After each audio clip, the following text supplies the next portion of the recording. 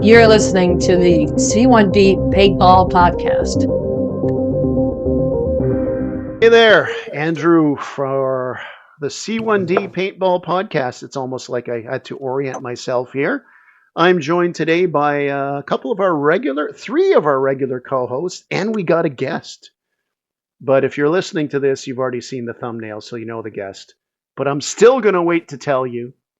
First of all, Mike's joining us from the US of A, and he's got a pretty background, if you're watching on YouTube, of a nice forest because, you know, it's sunny south of the border, right, Mike? Yeah, I'm just trying to put myself somewhere that I'm not. Look out the window and see 10 foot of snow. So yes. Put myself somewhere nice, calm, and relaxing. The snow is why we didn't record this last night. We have Connor, who's next door to me. So if I say that loud enough, it'll pick up on his mic, and you'll be able to see what the delay actually is for you tech heads. We're actually so close that it's like walkie-talkies when you put them close together. Or does that ringing? So feedback is called. Feedback. We have the man, the myth, the legend, Purple Haze himself, Jeff. Good evening. Glad to be here. That was kind of anticlimactic. That was. Are you doing this? To the point. Well spoken. He must be. He's in a confessional booth right now.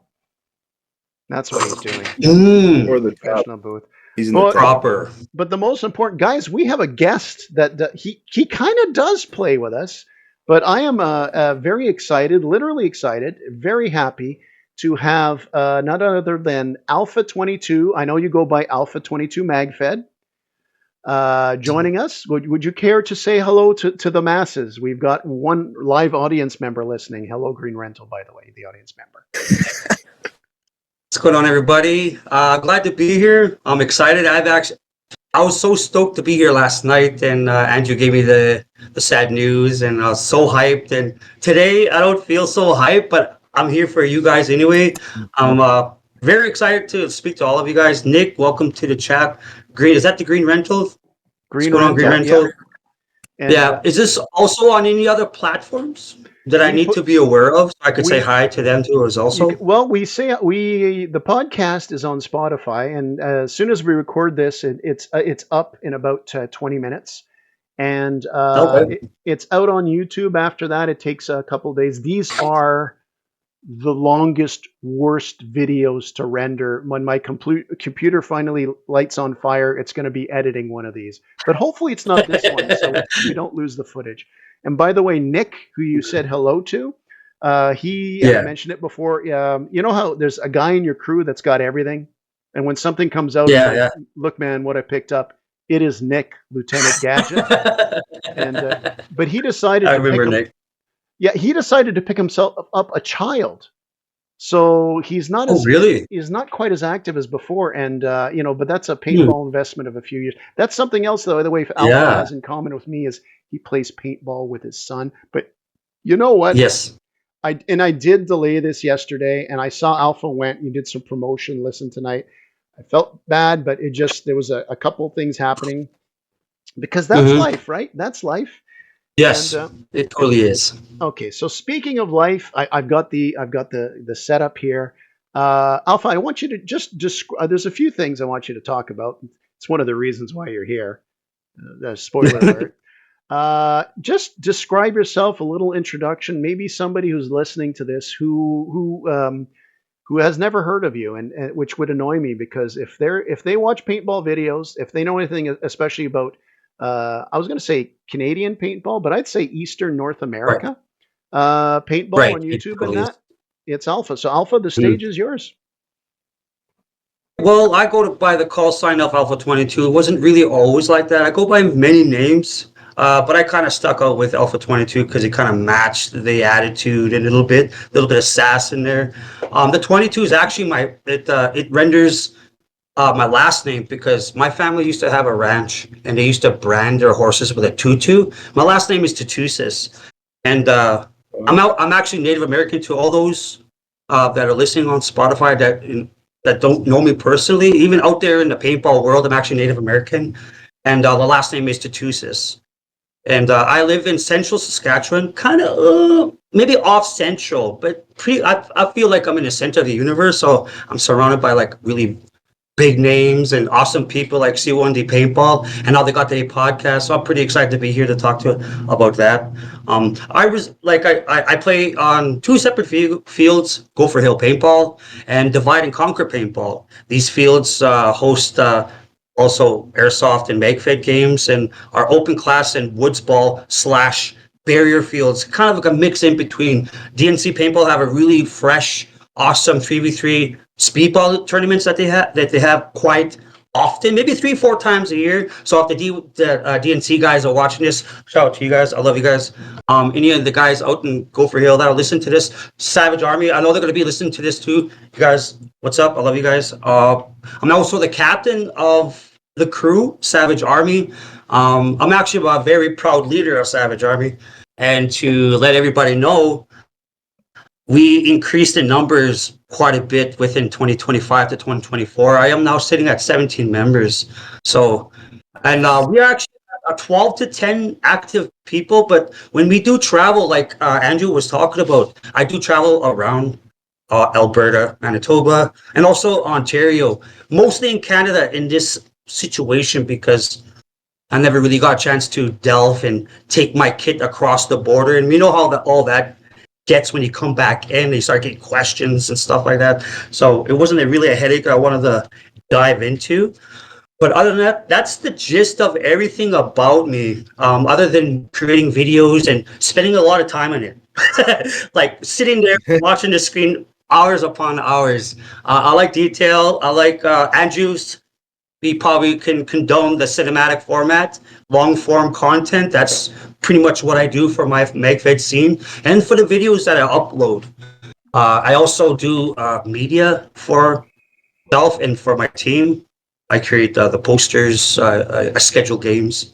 I schedule certain games to join, because as much as we like to travel, paintball expense is not that much. It's traveling to these games that are more of the target that we go for. Paintball price is just it's pocket change for us, but it's traveling, gas, food, accommodations. That's the really big kicker here. So I feel in that sense, I feel proud to be here and getting a chance to speak on that matter and letting everybody know that never really heard that side of what I do yet. So I'm proud to drop you the 411. Well spoken. Geez, I always say I talk a lot. But the thing is, I talk in circles when I talk for 5 minutes straight. And you got a lot of information. They're all laughing at me. They were waiting for me to say that for freaking years. I just know for sure though Alpha was reading off some sort of script. That's for sure, because that was way too well said. It's a blank sheet. I'm just taking notes from you guys. Spent $300 on the teleprompter. Now his better half will say, well, I used it. No. It's behind the screen. It's right on the screen. Well, when you mentioned, first of all, let's talk about your videos, because you mentioned something which of course, you kind of related. Me and you are probably are known for long videos, and but I mean, I'll be right out there with it. And it's funny. We're not really horribly politically correct here, but we're always very respectful in that. And right. I made the joke last podcast that we don't talk politics, religion, or abortion. Then I said, no, wait, we have the Wednesday abortion show, but that's But I'm not I'm going to tell you about. I'm going to explain why I love your videos, and I do watch a lot of paintball videos. Thank you. And when it comes to I as you get older and such, and this is why I'm happy Jeff is here. He can back me up. Is when it comes to spirituality and religion, I mean, that's fine. People can do that if they're happy with it. It gives them peace. That's awesome. That's great. But it can lead to problems in the world. Let's not go down that rabbit hole. But here's the thing about Alfa's videos. And if you haven't watched any of them and you think I watch paintball videos on YouTube, you're missing something. Because he has these, I would describe his videos as they're definitely cinema. What is the word, Connor? Cinegraphic. Graphic. Cinematic. Cinematic. That's Cinemagraphic. it. There is Yeah. hibiscus tea. That's all that's in here. Educated. His video. There you go. I might just bump Jeff off the podcast for tonight. No. His videos are shot well. Your narration has this kind of, you mentioned you're Native American, and the way you talk and you embrace that. See, the spirituality of Native Americans, and I've been around a lot on the Canadian side of the border, growing up in Alberta with the Blackfoot. Right. Lots of Mohawks here, who, by the way, when you're playing against them in paintball, you better watch it. Or as Connor will attest, when you're playing lacrosse against them, right, Connor? Was that a fun Oh my game? God, yeah, no. Yeah, always the hardest game of the season. Lots of bruises. They never go. But Lacrosse is a strong game. And it's Canada. By the way, Mike, that is Canada's national game. It's not hockey. Cheers to Canada. Yeah. Especially with the states owning I learned Canada and hockey. No, but Let's not talk about the hockey Awesome. right now, okay? But what you got in Alfa's videos is he's got this calm voice. He's obviously written out what he wants to do, but it comes out so naturally. And the thing about what band are you with, by the way? It's the Cree. It's the Cree. Okay, there Cree, you go. Prairie Cree. It's just Prairie Crees. the one thing I respect the most about it is just the spirituality is so natural with the earth and the animals, and I think a lot of Right. beliefs in the world end up being around the religious leaders, and I just the Right. vibe I get, it's reflected in your videos. It's not in your Thank you. face. It's natural. It's not staged, and there's a fine line when you do that. It's like, I don't want it to sound cliche. It's like, these are not cliche. These are All of it's cliche. No, it's not. That's what's so good about it is you watch it and you're enthralled with it. Like I'm watching a D-Day video. I think it was 2023. And you're talking, Right. and here's the thing that when I'm done this little thing, I want you to talk about. You guys are Magfed. Right. Like you go to the big Yes. game and you play Magfed. So no, I know when I'm watching you guys and I see you in the forest in commando action, which a lot of our rookies last year didn't get to play much in there. So this year, hopefully, but you're in there. Oh, that'd be great. Oh, it's the best place to play in the whole field, in my opinion. But Right. when I see you guys there, and it's like these guys aren't running a lot of mags. They're right in the front. They're directing people, and it's really enthralling, and it's really a great view. And even Mike, you're talking about did you watch his travel video when his like travel vlog when he went down? Oh no, I did, but I was talking about the one that really stuck out for me was the it was a quick trailer. I watched the whole series, but the sentient, or I don't know if I'm pronouncing it right. Yeah, it's the sentient. Yeah, the docu trailer you put out, Yeah. it just blew my mind, and it gave me a lot of Thank you, man. inspiration for certain things. But yeah, I absolutely love that video. Oh, appreciate it, man. And Thank that whole you. series, that was super cool. If I can ask you something, Alpha, and you don't need to Go ahead. go into whatever detail you want. What's just as someone who, I mean, I've got my process when I go in. I'm pointing to the screen here beside me. People on Spotify can't see, but where I do my editing and stuff. And what's your process? Like, do you sit and you watch the video after, and then it tells you a story, or as you're going through it? I mean, is it natural? Does it vary? What's your process when you come home from the event? When you drive couple days back home, that's fast driving from Ottawa to get where you are. What's your process? It's 36 hours. Yeah, well, yeah, you drive with a few people, but yeah, you're young. Christ, that's nothing. What's your process when you look at the video? Okay, so when I could start from step one. When I first got into this recording thing, I come from a really sports athletic background, and a lot of what I do was because I wanted to see how I'm moving, how I'm playing, what I did wrong. Because if you re-watch what you've seen in your mind when you watch it, even anybody else, if you watch it, you could pick out what they've done wrong, things they've done right, and you can also see what you would also, you know, the commonality between you and that player, whether it be operator, you know, stock, Magfed, you know, speedball, even a speedball tournament. And it comes down to how I envision what I think would turn out. And what really turned up the gear in this capacity of the frontal cortex that allowed me to do, you know, this thinking in the process of going through my videos, even up until just recently, because it's only till recently I kind of had a breakthrough with editing my videos and finding what I really enjoy was putting a really in-depth story and grabbing uncomfortable moments and kind of pulling in people into that moment that I felt. But as I got to that moment, especially going to Ontario, because it kind of really changed my gears a little bit on how I wanted to process these videos. It really starts with when I drive home. Like the moment I'm actually packed up and I'm like in my quiet mode. I'm like tired. I'm like folding my clothes. Like I'm not properly folding them because you're just shoving them in the bag. Like I'm thinking about the 36-hour drive. My son is usually with me and I'm thinking about him, like the comfort between him and me. So with all this feeling of being tired, being happy, the moments and experiences I have in the game, and knowing that I've recorded legit every aspect of what I did from when I left my place to when I leave the tournament or the game or the event. Even when I'm driving, I'm like really going through re-imaging what I saw. And then I'm thinking about what my GoPro saw.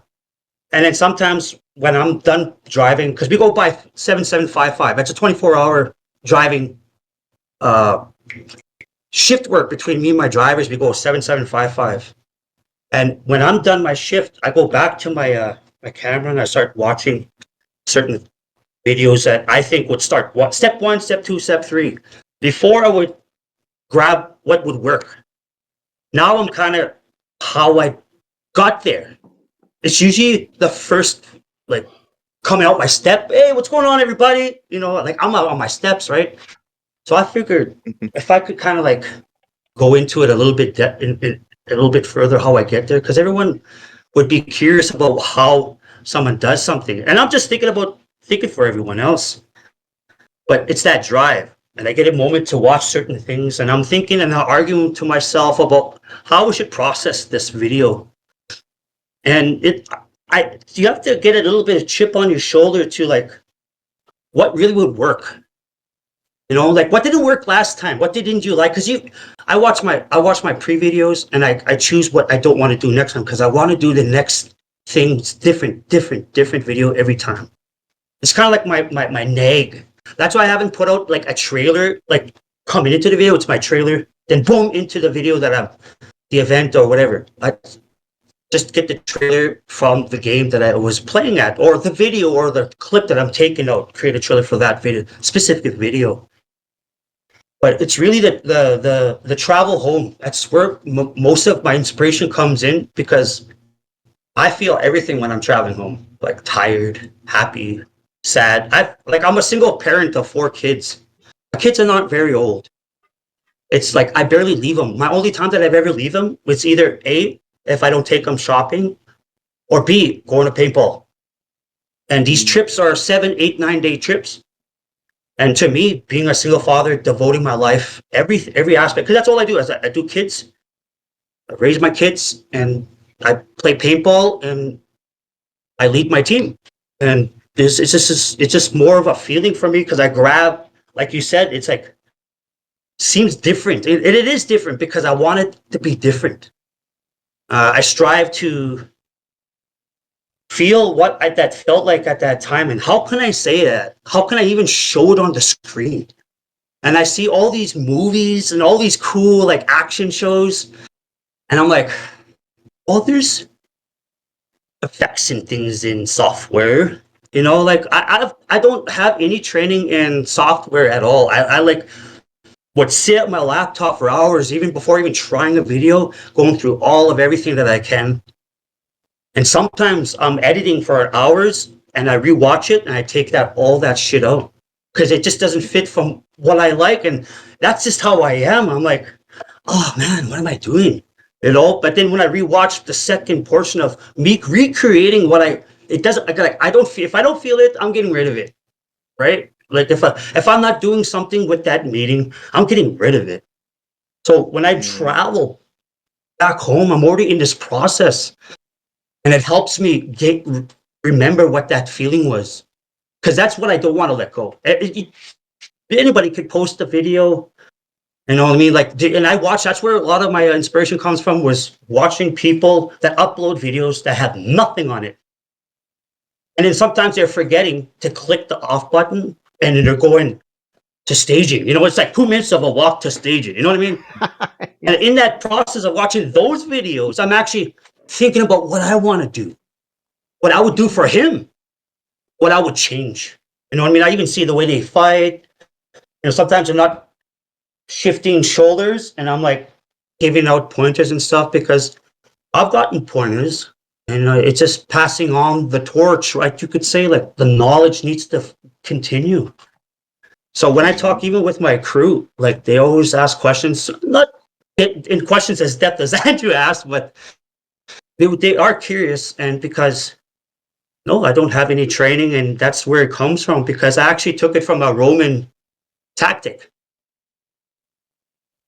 When the legions are marching and they're like far, like how far do you think that walk is from wherever they are? It usually takes 6, 9 months, 3 months, 5 months to get back home. That's a long time to process your grieving patterns. They really cared for those soldiers. They really cared for the officers. Like even when they had all the veterans, it's like a city of Roman veterans. Yeah. So I took that tactic. Yeah, they did. Yeah. And so I took that tactic in which, because they'll be sleeping, crying around and stuff, and the broskies will be like, "Hey man, take this ale, you know, like smarten up. Let's go sit by the fire. What ails ya?" You know, I'm just thinking about what the comrade would do, because that's a pretty good brother thing to do, and that's a human thing to do. It's been repetitive in the nature of everything. As long as humans been a human that care for each other, that's a human. I'm pretty sure the Romans loved each other. You know what I mean? And so for them to have that process, I took that tactic, and that's the only way that I could kind of relate what I want to do when I get here and I sit in this chair and get back to what it felt like. Because when I do come home, boom, zero out. I'm with my kids for a few days, maybe a week or two. I don't even post, you know, like I'm off media. I miss my babies.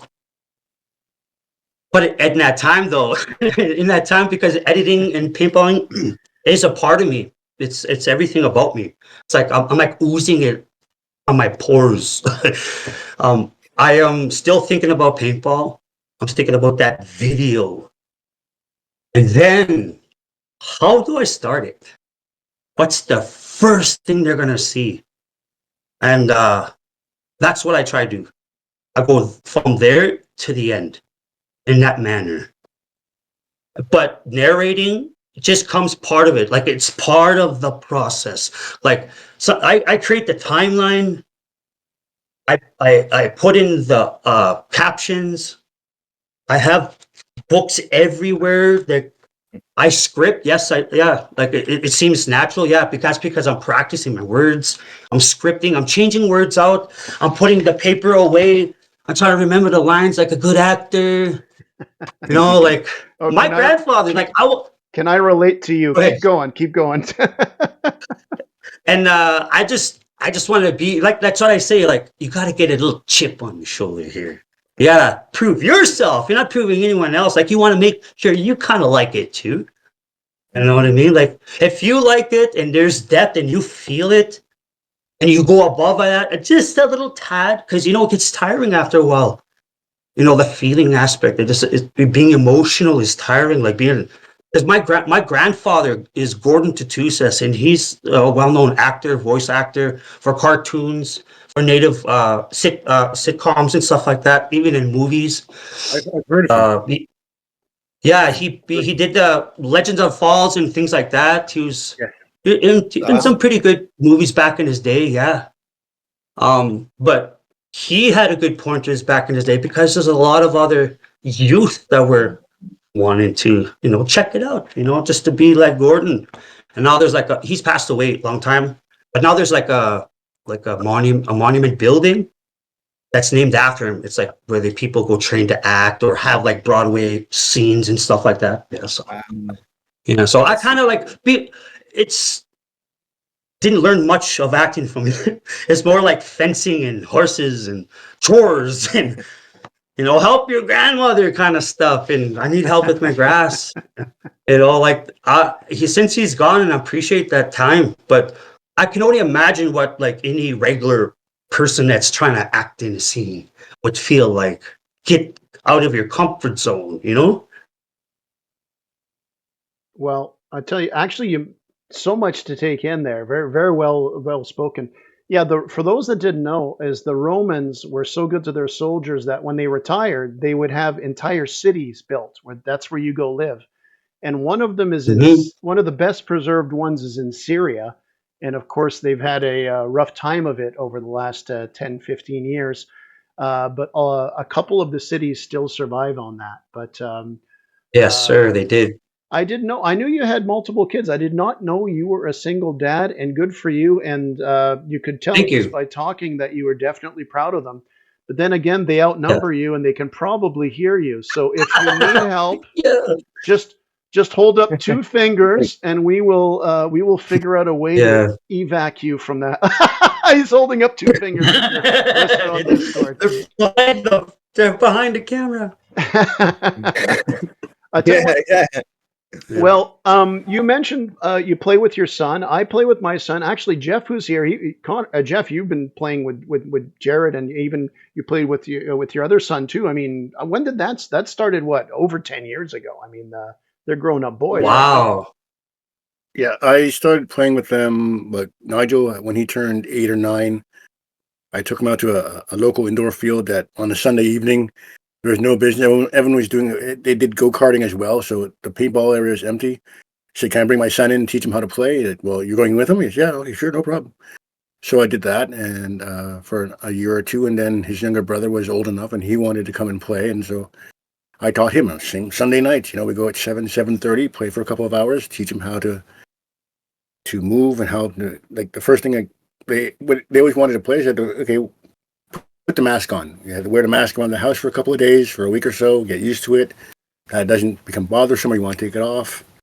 Once they were able to keep it on for several hours at a time, then we went and played, and they loved it, I tell you what, your son, Jared, he's come up a couple of D-days, a couple of regular nights too, is when I look at this promotional video I just made recently, and it shows the opening scene of D-Day. So you got Connor, my son, and you got Jared, Jeff's son, and they're the vanguard. First of all, Connor's nuts because he's the medic. You got a gun. You don't be the first frickin' guy in because they'll shoot you. But oh, he's so fast. I'm so proud. He's like, no, he's the only medic. But no, so I slowed this video down, and Jared's just hauling ass. Connor may go into a debate in the beginning. Connor wasn't trying, but the sight of them in slow motion with the music, and these 2 guys running up through the container bridge there, and it's a great feeling playing. I mean, I love playing with the crew and the buddies and everything, and seeing guys like Alfa, just even if it's only once a year. But the pride I had watching that, it was pretty wild, because you know what is, who's not to say that in 20 years they'll be watching their kids run up that same thing. And hopefully I'm in one of the tents in my wheelchair with Alfa, and we'll be just talking about how things were better in our day, right? And Jeff, you won't be dead then either. They're not dying. It was a lot simpler back then. We didn't have heads-up displays, and nowadays you had to aim. Yeah. Yeah. And if Thomas is around, back in my day, it was a pump, and then we had to unscrew it. It was called a who's whacker back then. Well, let's talk about Savage. Okay, one of the guys you play with at Savage Army, part of your crew, I think he has the full face paint. And Yeah. is he the guy who came with the shield? Who ran in the middle of No. town? Okay, because one of your boys ran through the middle of town with a shield, leaned over as he was getting fired at through the window, and tagged the guy. And the immediate thing I thought is, if I ever did that with a shield, I couldn't play paintball anymore, because I know that it just goes downhill after that. Because that was so freaking epic. The moment. So I saw two. I think I could be lying if I say three, but I could comfortably say I saw two separate videos in which I saw the person that had the shield was Blind Spot. He's actually my co-captain, my right-hand dude, my road dog. He's with me pretty much all the time, with my son. And the one with the full face painting is Ammo. Actually, they both do the same goddamn thing, actually. I remember somebody paint their faces. I saw them walking at D-Day, and they're walking there, and they got the gear, and they got their face painted, their masks are up, and they got the feathers on the side. And some guy's looking at it. So you usually don't paint your face. You're gonna put a mask over it. And he says, "You can't tell me that is the most badass looking guy you've ever seen on a paintball field." Yeah. You can't tell me that, man. I do not. I think we're switching sides. I can't play against that guy. I had a couple. I heard a couple good comments in which how that is different. And that a paintball, like, there's still people that dress up and do costumes and stuff like that. You got Joker at Wasega, and you got certain guys out in Commando that that wears the suits. I saw. Oh, they got Pikachu that was at PRZ on the PRZ. We got a guy and then tutu when you see somebody do that, oh yeah, I saw the tutu. But yeah, when you see stuff like that, it reminds you that it's a game. It's a pretty cool game. You are a character. It's like you signing in, and that's your friggin' outfit. Yeah. And you just go out there and support the team. If that's what makes you play good, I'm at it. And then I did say that. I did say that to the guys. I'm like, you're using the wrong paint. I'm like, oh, what's that? I was like, this is Halloween paint, brother. You gotta use that real shit, that real thick, waxy stuff that you sweat doesn't even beat off, bro. Yeah, but it's their thing. It's it's their bag. It's like when you were saying, like, we bring aspects of what we are into the game. Like there's a sense of not religion, or there's just spiritual essence in it when we show up all together, because we feel the same thing. We're all tired, we're excited. I just shot that guy's face off. I'm enjoying myself. My son's here with me. I'm with my family. Like, it's just the same thing. But when you get a chance to step out of it and then do you, man, have at it. It makes it a little bit more interesting, though. Yeah, I'm kind of. But why they put the face paint on?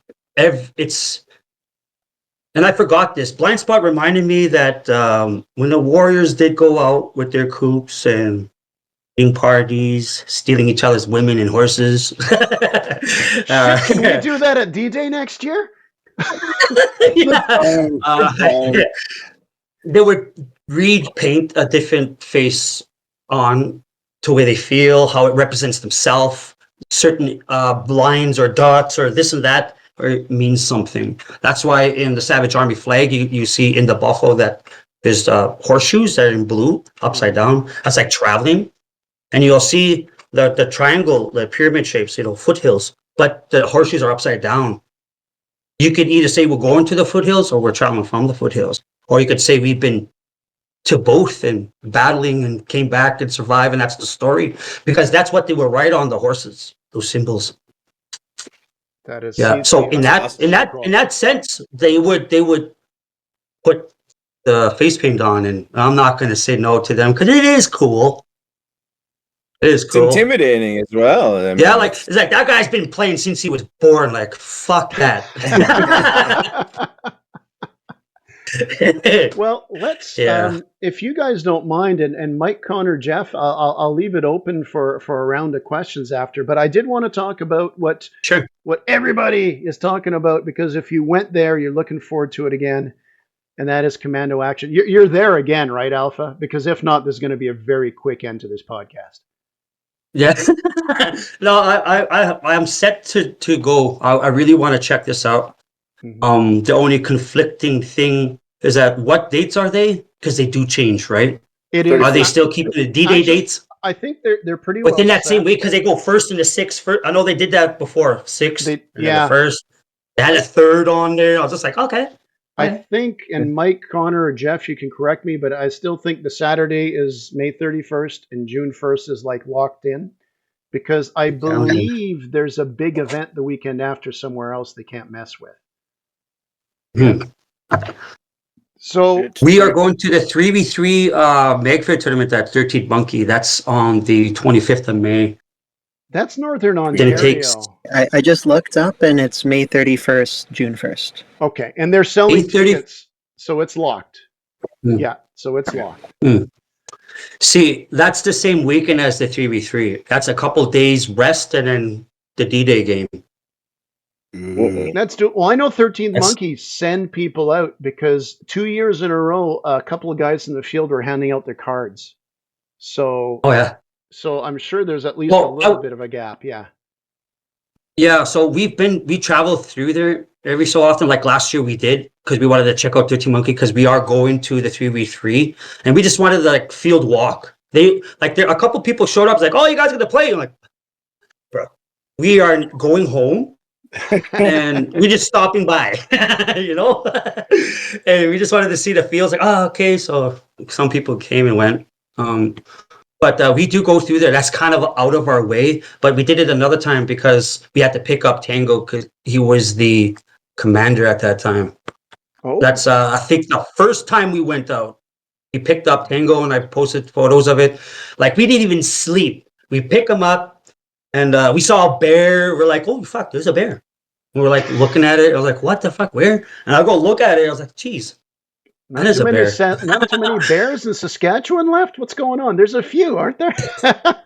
Well, we were in the city, and then like the edge of the city, and then like we were like off canter from the edge of the city, which is a running trail just on yonder right there. And we were picking up Tango, which was, I don't know, 5. We were a couple hours late because we were supposed to that morning have a Magfed game at 3v3 Petawawa, because that's why we were in Petawawa, have a game and then leave. But since we were so day late, we came in the middle of the night. We just picked up Tango and onwards to Commando Action Center. Not easy. It was like, what happened, guys? I'm like, and then that's when we found those real long feathers, those turkey feathers, and we use them. I still got mine. See, where is it? Somewhere here. It's somewhere there. So how many? So we're kind of lucky. We're actually, for those that don't know, C1D. Although Mike who's here, he's from upstate New York, but most of our guys are from Montreal, so just on the other side of the Ontario border, and you know, our proximity to the field allows us to bring a lot of people to it. But how many guys? I mean, I don't look at number. I think it's great when things grow. Like when you say you got like 10, 12 regulars and 17. Yeah, right. I think you brought 4 or 5 last year, right? 5, yes, we did. And what I love about it is I took a picture of all you guys when I gave you a C1D mug. So every once in a while you post that mug. You're saying, oh, yeah, I am with the boys, and it's like, he's got the beer mug. He's got our beer. There you go. Here's a poster. This is a poster I'm going to keep in this container. It's from PRZ. Mall Photography took it. Okay. It's from one of my videos. Okay. Manhunt. It's called Manhunt at PRZ. It was Keith. You guys remember Keith from Spec Ops? He plays as a ref every now and then. It rings a bell with me. I kept coming into past the 50 every time because, you know, we swap sides. You push past 50 every now and then. Sometimes you're in the 40, sometimes you're in your 40, and it fluctuates like that. So we were having a really nasty battle, man. And I went past 50, and that's that walkway that was at PRZ, and the woods are right there. And I'm just like having a really nasty battle with this dude. I'm like, oh, this guy's like inches away from my face. I'm inches away from him. I'm yelling like, I got you. No, splatter. I'm like, fucking jeez, man. And we were like prone. I was prone, and we were like laying down. We were turning over. It's like pow, pow, pow, pow. And then whistle goes for halftime or whatever, and it would be Keith. And at the time, I wasn't really like knew him. I knew of him at the time, and now I really know the guy. Since that moment, because we got a good relationship, and I'll tell you why. So I was just like, yeah, freaking good battle. Then I saw the Guardian from 13th Division. You know, he's a pretty cool guy. And then the field will switch again, and now I'm on the other side where the grassy knoll is, right by the, you could say, the loading docks, just like in that area behind PRZ. And he was in that helicopter. And then here I am, and I'm like pushing, we're pushing. There's a guy in a helicopter, and he's like, I guess he's like taking people out. And I'm like, oh shit, man, I'm gonna get this guy. But I'm like on the opposite end of the field. I'm like at least 100 yards away from him. But I gotta go like that. You know what I mean? So I went boom. And that's where this photo comes into play, because she took 2 photos of me. One doing the run to get across. And the second was the evidence in which I actually took my PPQ. I dropped Mary Jane, my tipman at the time, met TMC at the lead. I still love her. She's over there enjoying the wall of fame, just chilling out. I got my EMF behind me, and I put her down. You know, turn off my camera, grab my PPQ, boom, clack clack. I'm going to the freaking helicopter. All right, you want smoke? And Don Dunn was there with Gom, Grumpy Old Men paintball team. We were on the same side, so he's just tossing like a bunch of smokes. Like, this is the most smoke I spent all year. He's like tossing a bunch. So I take the hall right across, you know, just 50 yards, go in, and then I call him, run back to my bunker. Get the helicopter. I was like, I got him. I was like, swearing. I'm like, shit, man, I'm losing my cool. Did you check that guy? Call you fucking head. I'm like, oh, okay, calm down. Then it was just like, it's a bounce. I'm like, why didn't I just, instead of shooting him, I should have just barrel tagged him. Yeah. But here I was like, I point at him. I'm confident. Pow, pow. And then he's like, it's a bounce. And I'm like, I spent half an hour. I'm like, reversing forward. Zoom, zoom, zoom. That's CO2 coming out. Reversing forward. Is that a hit or a bounce? Reversing forward. I was like, oh, this is pissing me off. Keith, I need to speak to him, man.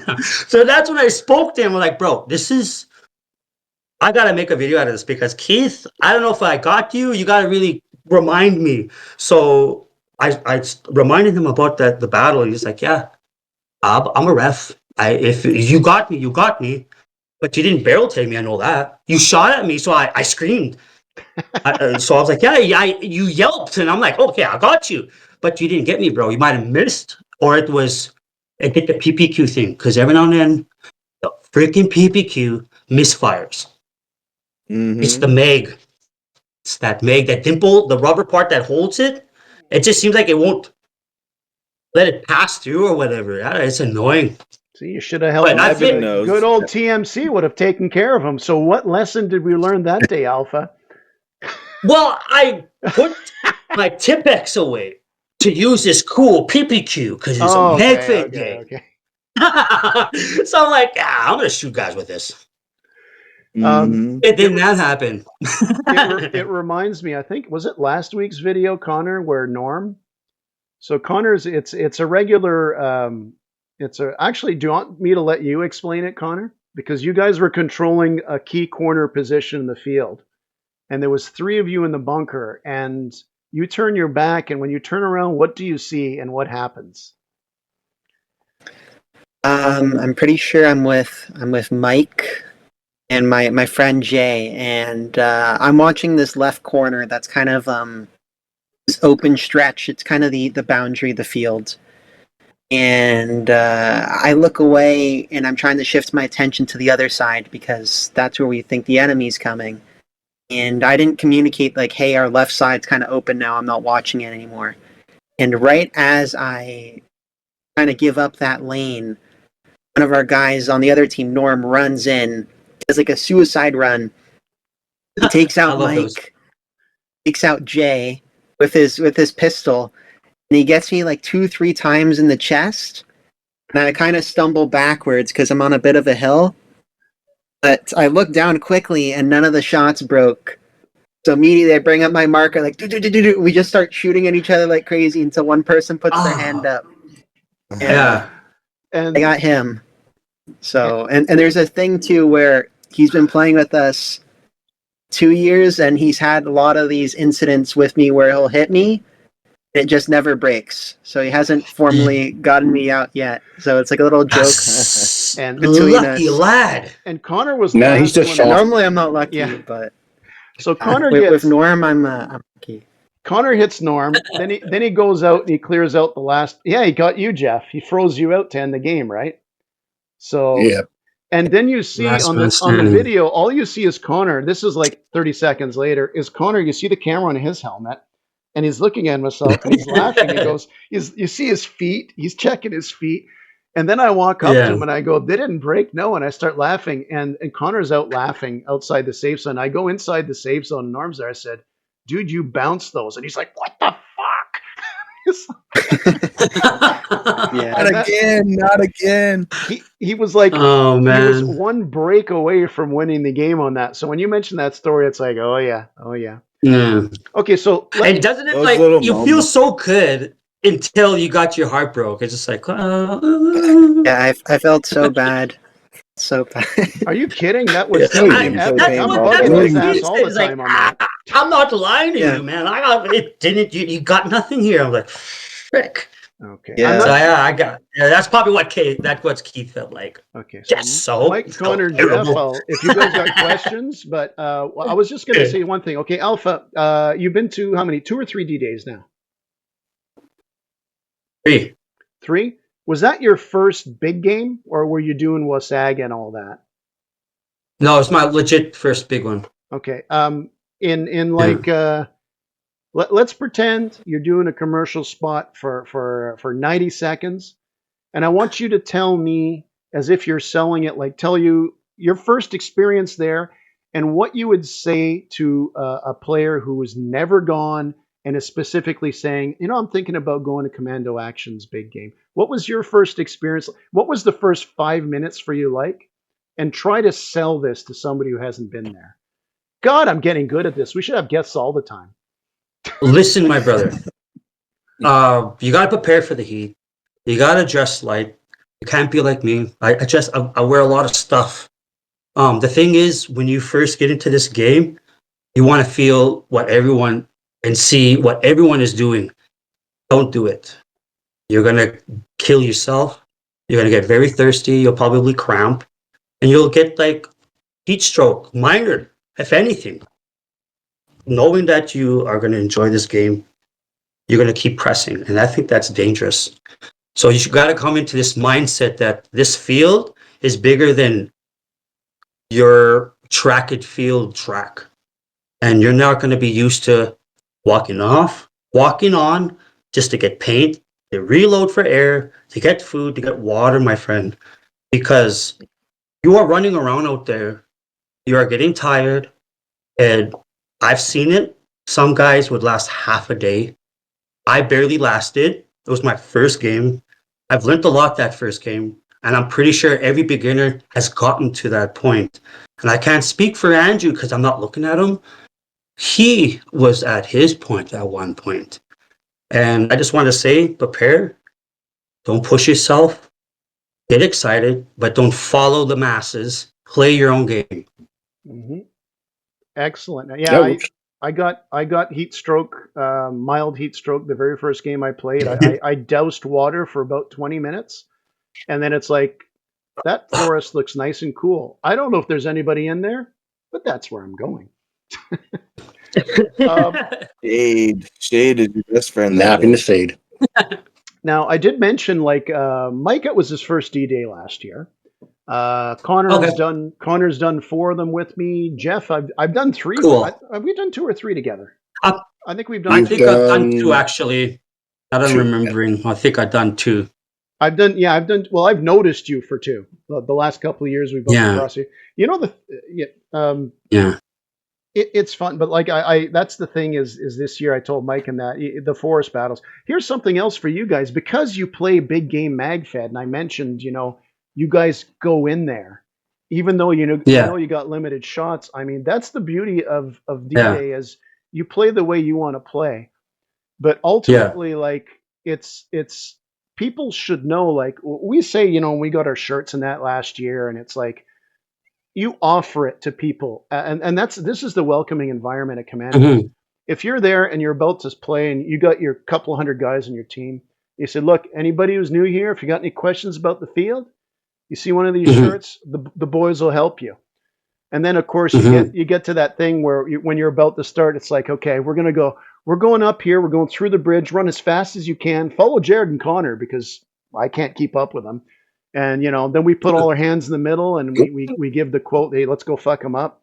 And it's, you can play the way you want and you see things, but at the same time, it's really one of these big games where you are truly playing together. We played some big games, Connor and I, and I mean, Jeff, you have as well, going back to like Arnold's and that. I just find the unity on your side. The people seem a lot more accommodating. That's like when you see like 2 guys and they're kind of lost somewhere, it's like, "Hey man, we're going up the road. We're doing a suicide run. We got smoked. There's 5 minutes left in the game. Want to have some fun?" Yeah. And they join in. Last year I didn't play with you. You were on the other side, but I remember I was like, "Oh shit, man, I wanted to find you guys," and said, I want to grab my TMC and be the anchor and follow you guys and help drag you down. For Savage Army, we love anchors. We love because you have no choice to take along over here. Yeah. At that pace though, because what I see, I know what you're coming from. Like I like to see people play their speed, play their game, because I'm a very hyper person, a hyperactive guy. I get into my mode. I don't get into my mode, but when I'm out there, I lost in a trance, and I mean it when I say it. I get too into it. It becomes a problem. So like I appreciate people like, "Come on!" You don't need to yell at those guys to come on. Like they're gonna get there. It's those guys you gotta worry about. The ones that are up ahead. These guys are gonna be your second, third wave. They're playing the game the right way. You know what I mean? Those guys in the front are playing the right way. You got phases into this push. So when I see that, it allows to remind me, maybe hold back a little bit. You're gonna waste mags. Yeah. With the mag, I know a few of the guys last year that were doing their first one. Nick in particular, I went on mags. Actually, I was listening to the old podcast, the pre-D-Day one. It's like, well, I don't know, maybe I'll run some mags. And I think Connor and I, after the podcast, it's like, and Jeff too, it's like, you guys, you better make sure you bring your adapter to put your hopper on your TMC, because that's going to go away. Okay, I got a question for everybody here.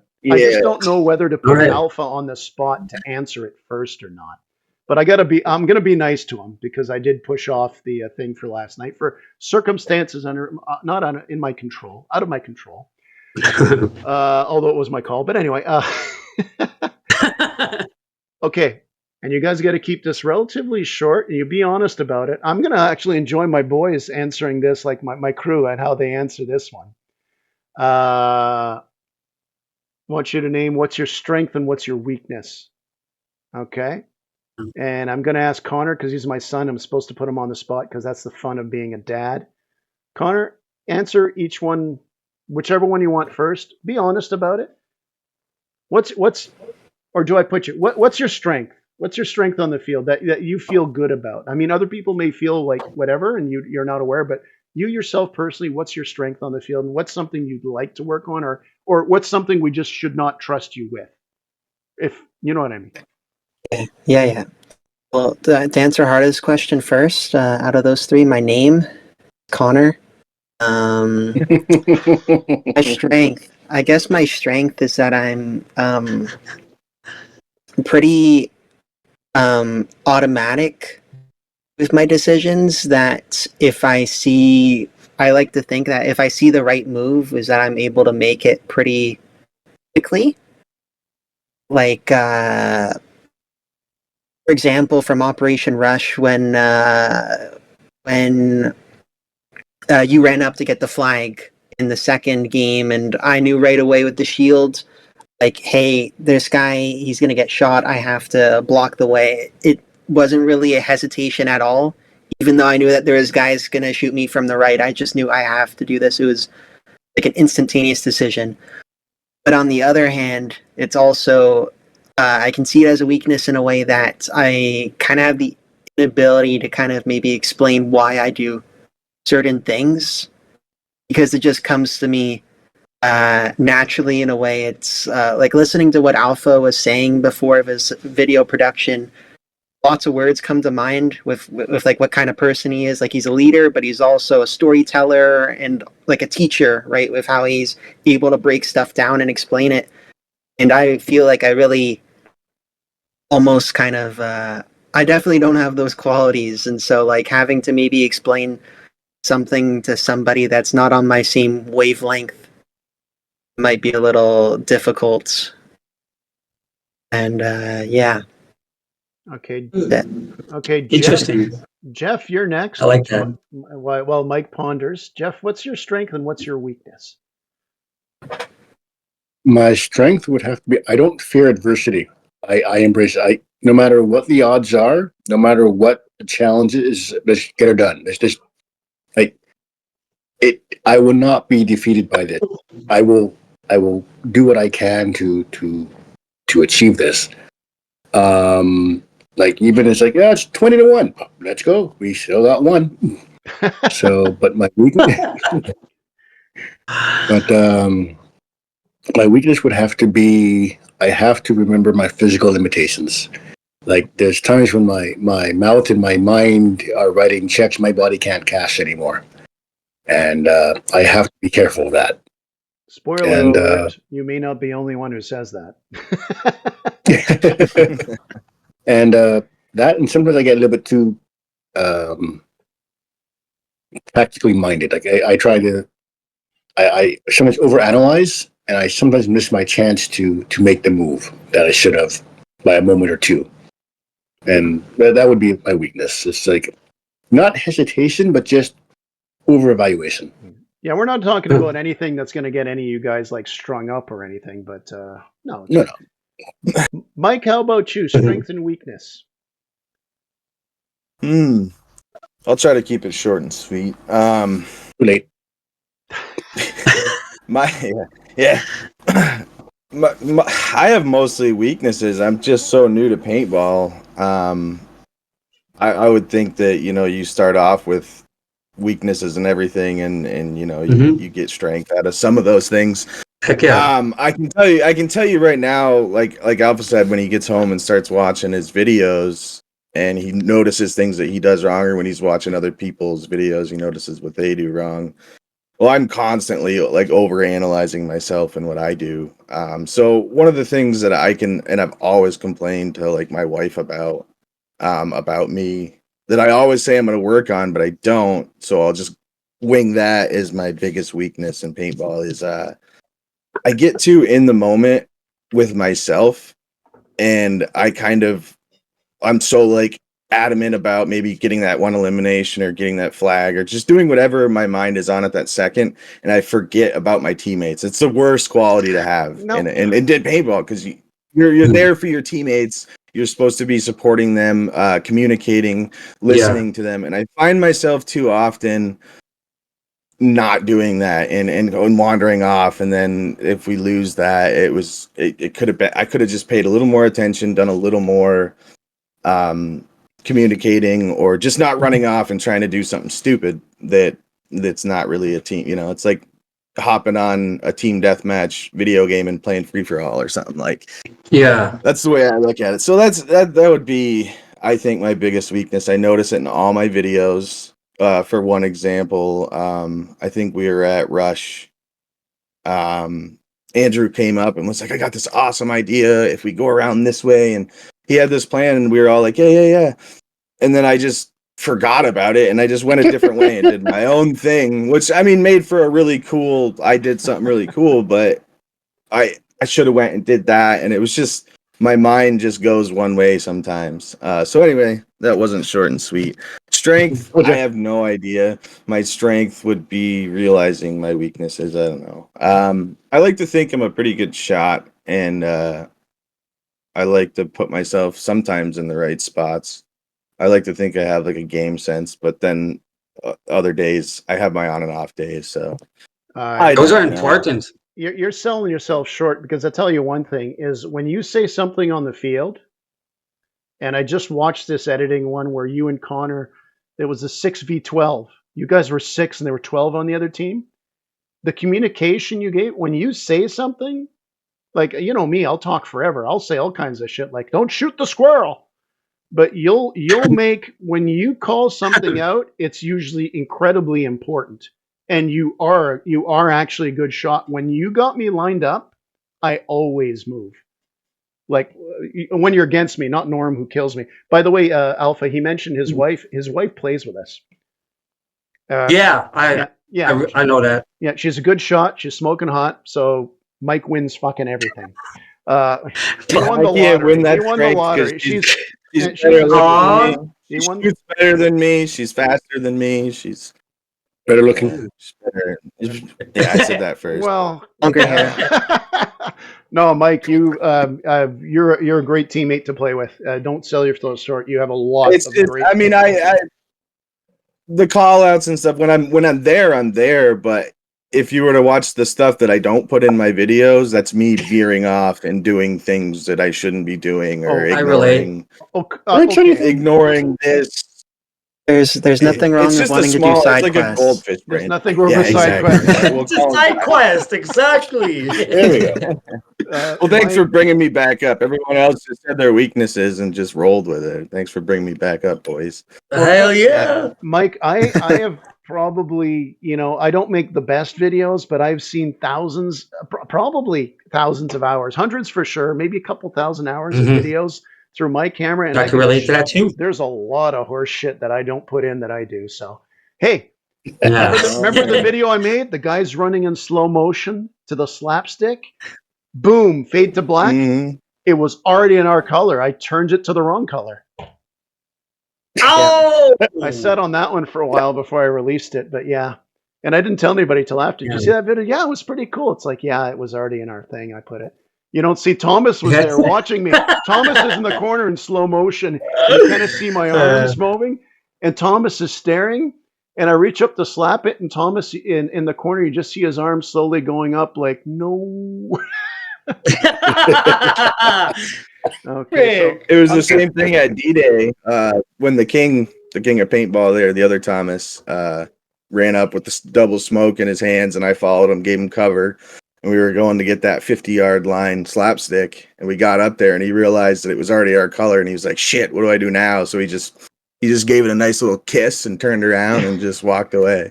I was trying to figure that one out. You ruined that for me. I thought it was the most badass thing ever, but he was just a fucking idiot.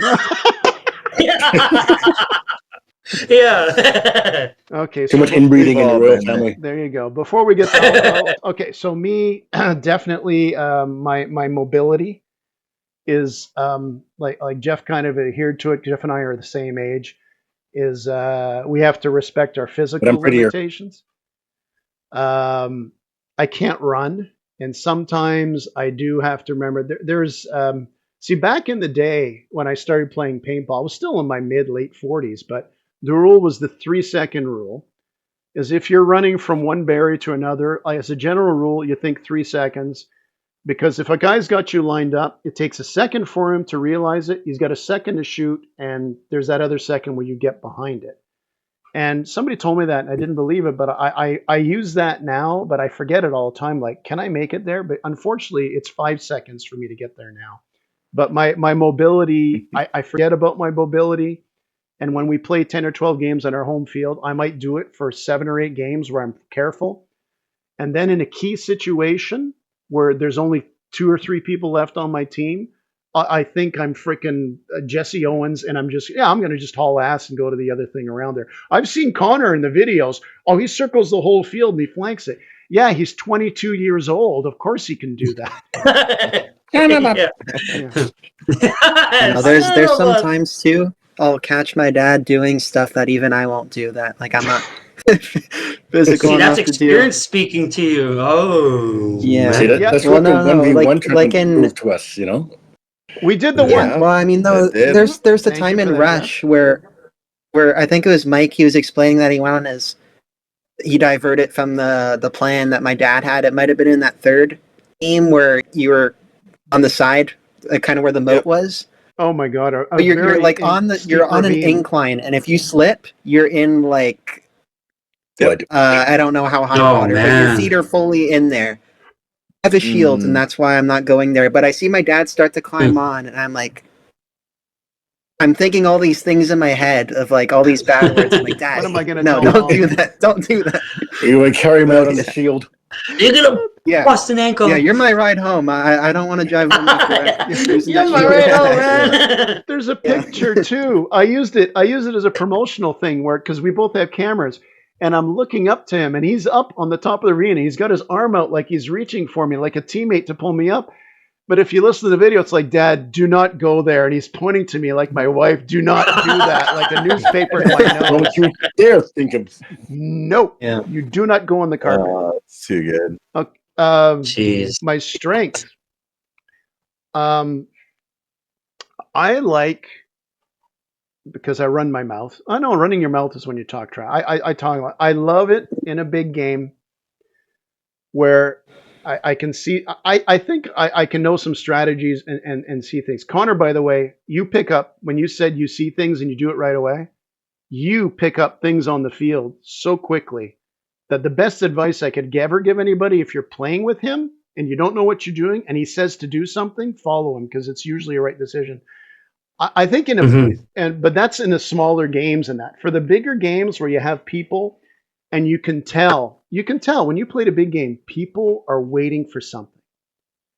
And what I think my strength is at times, and maybe other people who listen to me when I say something they don't agree, but is where you can take the situation and say, okay, guys, they're over here, let's do this. And I enjoy doing that, and I think it can be it's a strength. Like I like strategies too. They're not great, but if somebody says, "What do you think we should do here?" I mean, I freaking love it. Saying, "Hey, let's." I had a crazy idea. I'm going to tell Connor. I'm going to tell the idea now. I'm going to tell the idea. And Alpha, you can relate to this because you played a commando. You're starting by the beach, okay? Now, you know the path that cuts across that goes to the north of it to the container bridge? You know the container bridge? Oh, yes, I see it now. Okay, so if you're spawning from the bottom behind Hamburger Hill, it's very easy to get over that, right? I sat there saying, why don't we take, especially at the start of the second half, if you're spawning there, but even at the start of the first half, it's like, just don't send guys in the forest. Send 15 or 20 guys right up that road and stop them right at the bridge. Just stop them. Just stop. Remember 3 years ago, Connor, we were pinned for 45 minutes there. But Connor brings me back to Earthsync because Connor knows he's one of the 4 guys that can get up there, and like 5 minutes later, the old man's going to walk up. Hey, guys, you didn't take the bridge. But I sat there thinking about, no, we get smokes. We make sure there's a couple of shields. Connor, you always run medic. We can do this. And maybe it's not a strength. Maybe it's just I get shitty ideas, but it's something I like to do on the field. And maybe I help engage and bring people together. You're definitely a mobilizer of troops and a good general. And when people look at you and they see an old man yelling at you what to do, they expect you have 40, 50 years of experience. Little do you know, you have less than 10. You're really good at making it seem like you really know what you're talking about. That's the So, white. That's the white beard, and those of you I on agree. hang on, Spotify, that's what I'm saying. running my fingers through it. It's a perk. It's a perk. It's a Yes, sir. Kettle prod, getting you all. Perceived wisdom up 10, actual wisdom down 30. All right. Yeah. All right, so the man of the hour here, as we're gonna wind this one down. Alpha, I want to hear a weakness. I want to. You might have said the weakness before the strength. You think you overthink things, or? Oh, I got a whole different process of play. It's just totally another cosmos, really. I'm actually, when I become Alpha, I'm actually the betrayer of domination. I get into a mode. I become not cranky, but more pushy. My tone changes. I have a nice demeanor because I am freaking Canadian, proud so. And I hoorah, and I like to bring what I have all around me, on me, or whoever's an able body next to me. So because of that, I process, like I could see the field as is. Like I have this range. It's like a HUD in my brain. The thing is with my memory, like I have a sense of like a photographic memory. It's not because I actually remember the words. I remember what it'll sound like. It's because I remember what I saw, and it's kind of a weird thing to have a sense of seeing something, not knowing to understand it. So I would say the strength is a very calm, collective, precise decisions, no lag. Like if I'm gonna run, it's a full tilt. Even if it's just like right there, I'm pretending I'm going a 100-meter dash. And if I'm going on a 100-meter dash, I'll probably just croak out, but I'm still gonna make it. And I'll take my time. Yeah, slow and steady. You know what I mean? Like, but I think that's my strength, is identifying that, being calm and collective, and identifying what needs to be done, especially for my own self as an able body to get to places that I need to be. I'm able to make those decisions a little bit precise. It's kind of a chess game in my brain. You know, what could work, what could not work. It's kind of like how that. I guess my editing process is the same. Yeah. Connor, Weaknesses. we gotta play on the same side as you this year for D-Day. Connor, you gotta run up with these guys. I want to Yeah. see some footage. I want to see you running the guy who has a shield with no backup, and the guys who only have magazines. That Connor will be there saying, "You don't have to take so many shots. Make them count. Yeah. Make them count, boys." Yeah. That's a polite. Gotta remind some people.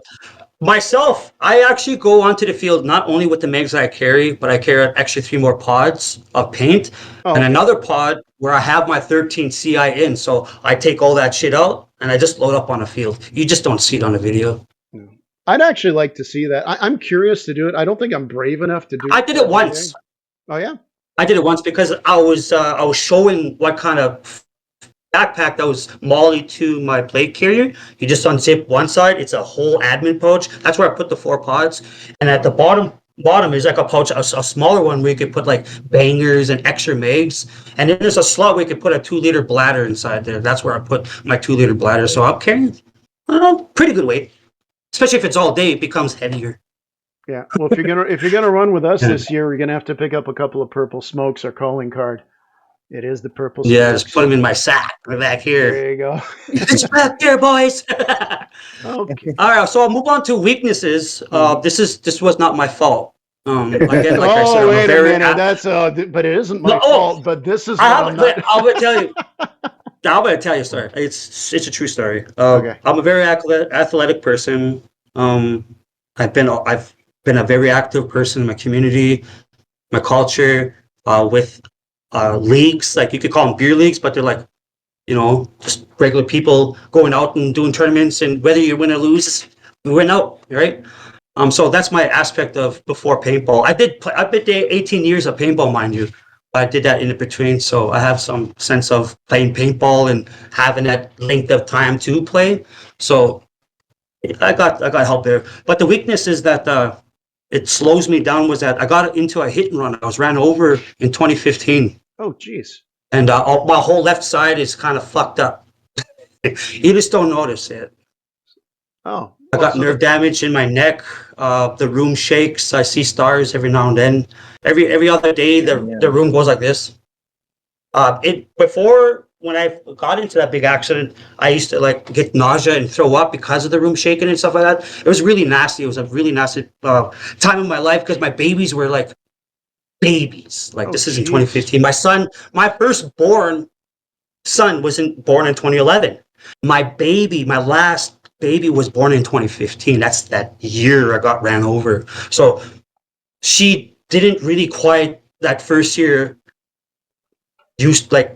carrying her. Like I would just sit there in my chair and just hold her, but even that was pretty painful. Like I had have lower spinal problems, like sitting on chairs or editing. That's when I sit and edit, like it just hurts and shit because it literally does hurt.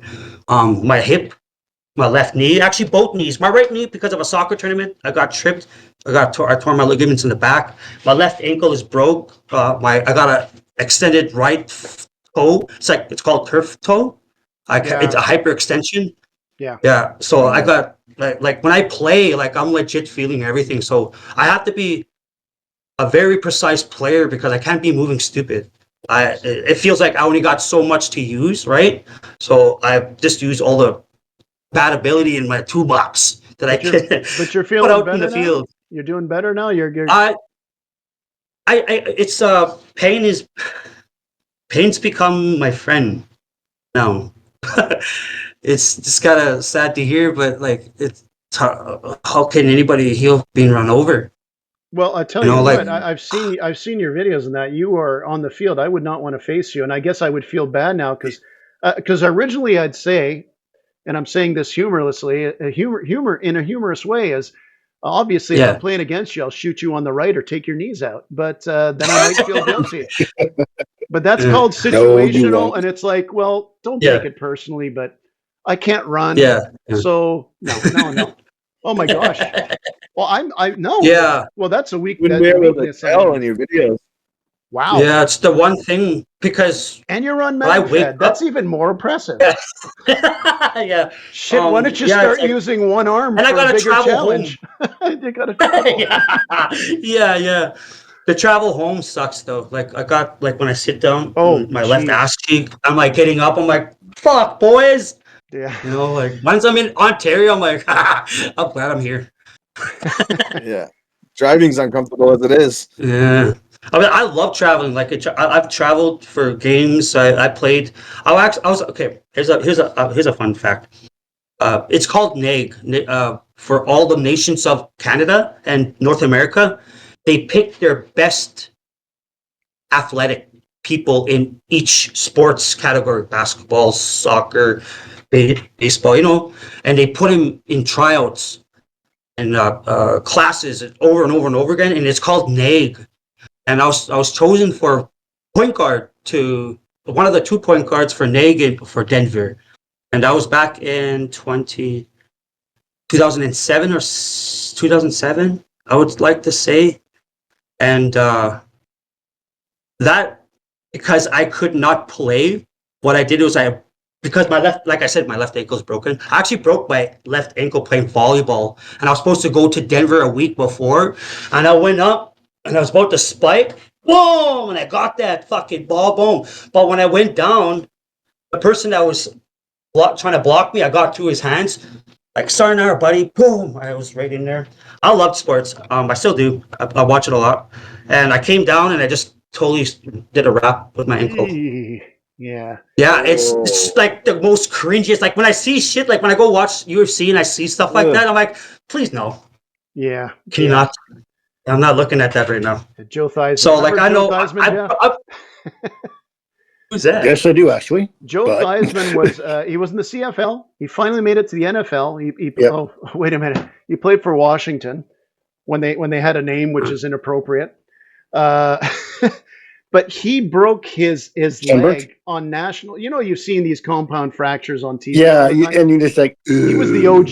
He was the OG compound fracture, and that. Oh wow! And at the time, it was like I'm not even a big football fan, but who's the best quarterback? Is it Joe Theismann or is it Joe Montana?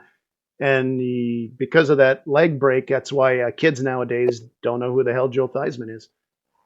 Yep. I don't even know who that guy is. Now I know. Thank you. Okay, so we've been doing this for almost an hour and 20, which means we're going to have Alpha back because I enjoy this talk, but we're going to cut it down short here.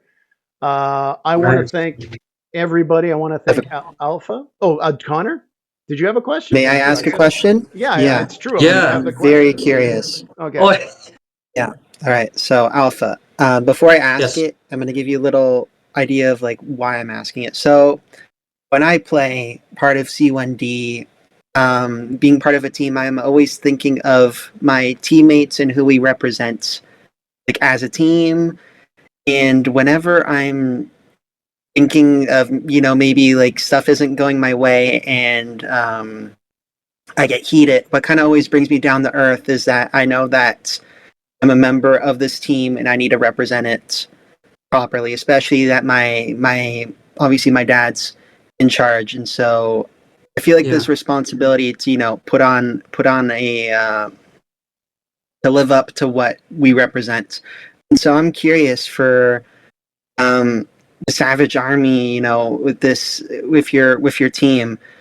How do you really go about that as just a paintball team, but also as like an indigenous group? Because we don't really have many of those in Quebec, from what I know. It's when we think of Quebec teams, there's really your big French teams that are kind of just a blend of people. And seeing you and your boys out at Commando is the first time I've ever seen people like that playing, and it was pretty incredible. So I just wondered like how you kind of navigate, being a team but also representing a group of people of indigenous individuals. It's official. Connor's going to ask all the questions going forward.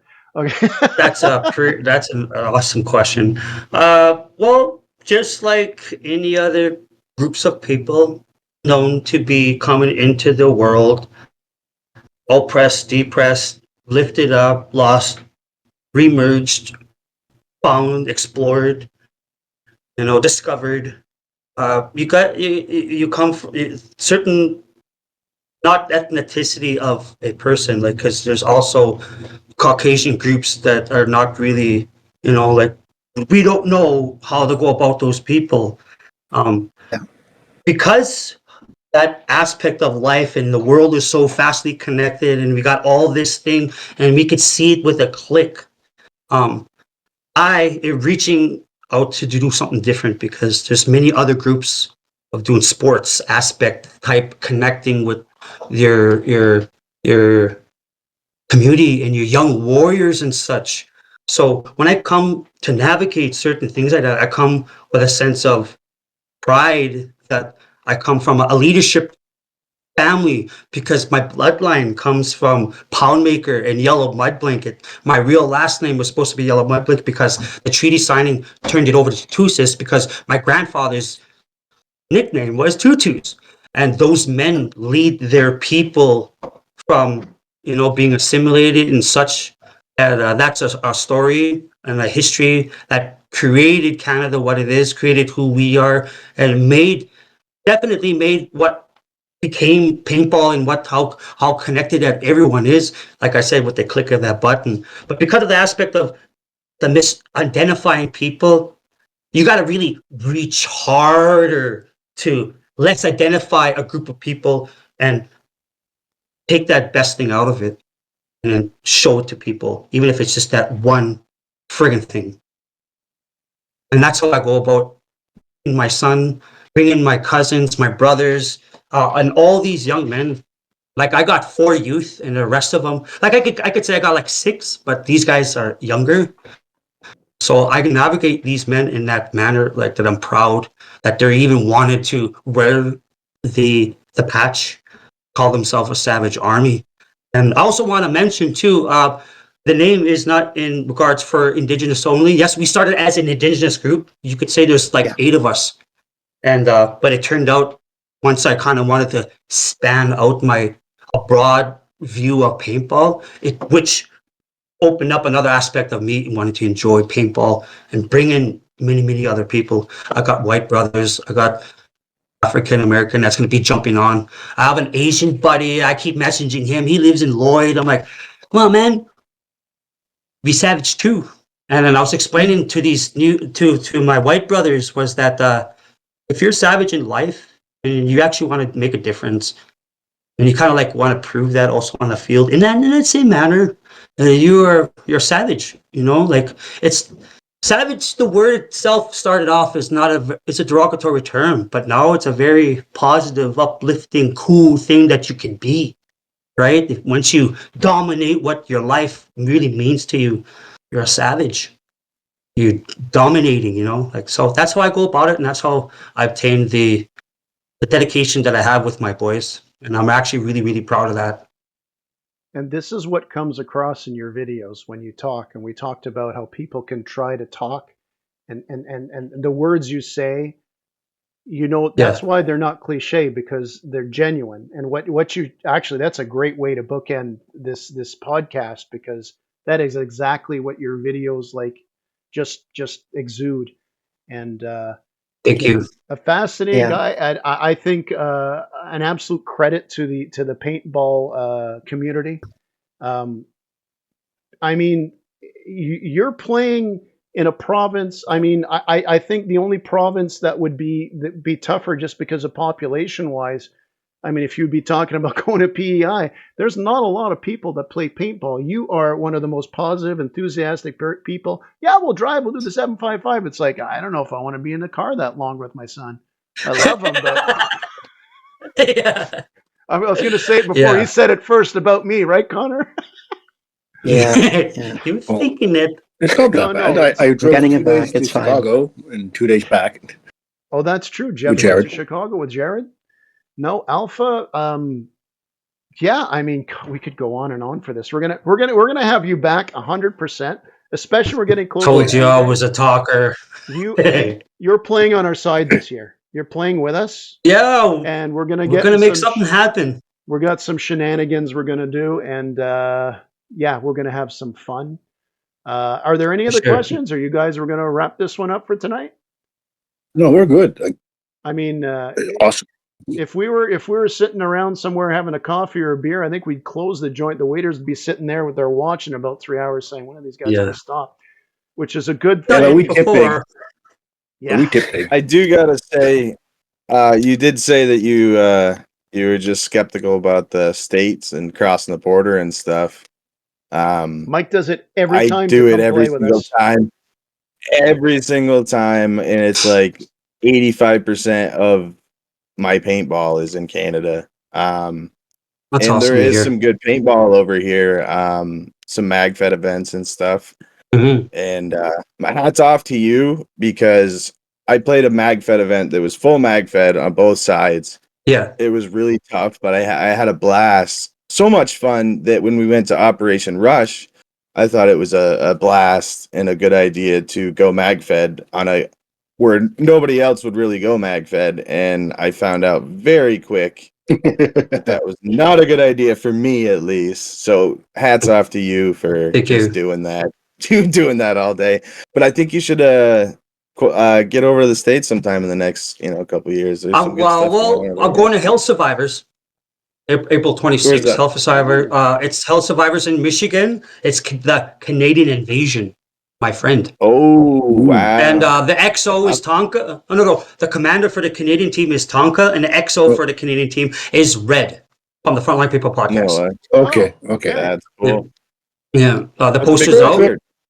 Yeah, he's ginger slightly. Red. Yeah. I got him in we all my have videos from he was that deep. Yeah. Awesome. And then I'm actually taking a break from that whole week, because this is 3v3 Ontario. I'll just speak real quick on where we're going this year, you guys. If you guys are going to see us, check us out possibly for the D-Day, May 31st. Yep. Right? Someone said May 31st. Yep. Okay. 3v3. If you guys are re-listening to this before the 3v3, catch us at the 13 Monkey, the 3v3 Magfed tournament in May of the 25th. We have plans to go to Hell Survivors. Spotify people, if you are listening to this and you are from the States, head over to Hell Survivors. They're going to have a sweet Magfed game. In that area, a lot of people are saying that it's a really good thing. We haven't had a sense of Magfed and tournament or event like this before. A lot of people are questioning, oh yeah, we have, but this is a little bit different. It seems like they're bringing in the Ares Alpha. There's a couple really cool missions and stuff like that. It's a very tactical thing. So I don't know if you knew anything about HR Tactical Innovations, that who sponsors me, with the awesome guys named Matthew. He's helped putting on that Hell Survivors. And I know some people out there that listen, they do know that.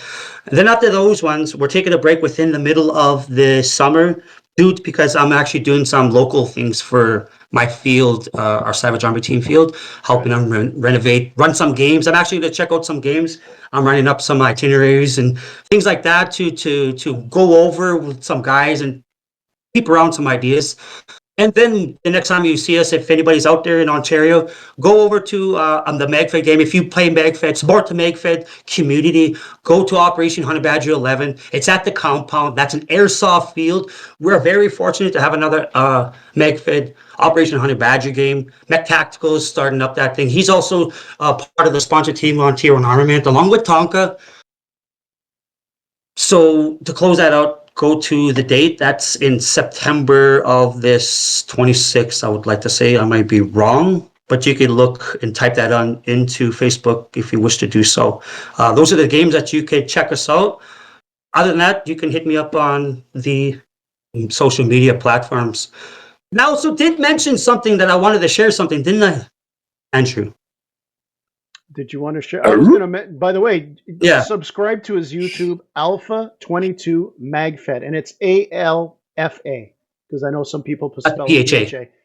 Go look at his videos, because for those of you who are listening and haven't watched his videos, you heard how I explained it in that. Go watch it. You'll know exactly what I'm talking about. And between you and me, forgetting what we were going to say, because we can talk so much Alpha, that could be a really long discussion. Totally. That's how I am too. Yeah, I call it squirrel. You call it squirrel? Well, geez, don't get me on squirrels.